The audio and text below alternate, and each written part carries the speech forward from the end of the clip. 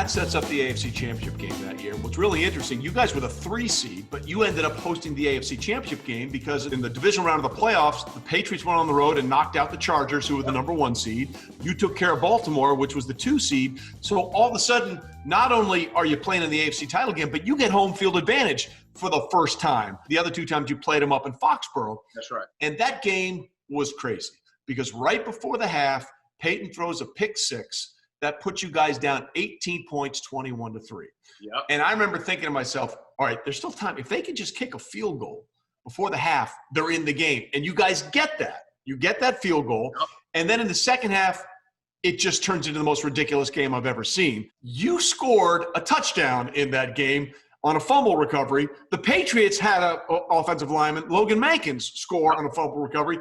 And Dan Klecko caught a 2-point conversion in that game. Fat guy touchdowns everywhere.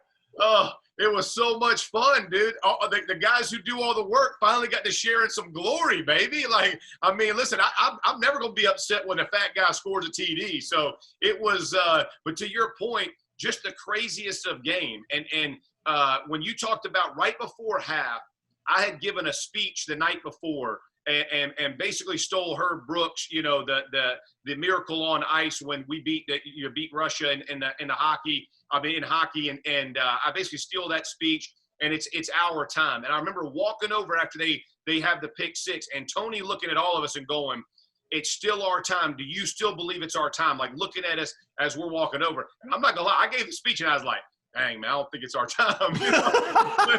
but he was like, "Way to sell it, Jeff. Way to sell it." You know what I mean? I was like, God, you know, I'm gonna be honest. You know what I mean? Like Tony had that profit thing going at the time. I was on the struggle bus, but he's like, "Man, go kick the field goal," and this whole thing shifts. And like you said, we kicked the field goal, and when we're in the locker room, he was talking about, men, they're right on the edge, right? Like we've survived this storm. They can't play any better, and we can't play any worse, but they're beginning to fatigue. And he had seen it, right? We started running the ball well on them, kind of banging them around, doing those things. Big plays started to come down the field, and it was just one of those games where once we grabbed the momentum, there was no doubt. Like everybody, for whatever reason, we all unified around that. It's our time. We're going to go win this game, and we all believed it. And, dude, it just manifested in front of us. And when I tell you, it is the greatest game I've ever been a part of. My greatest victory, including Super Bowl.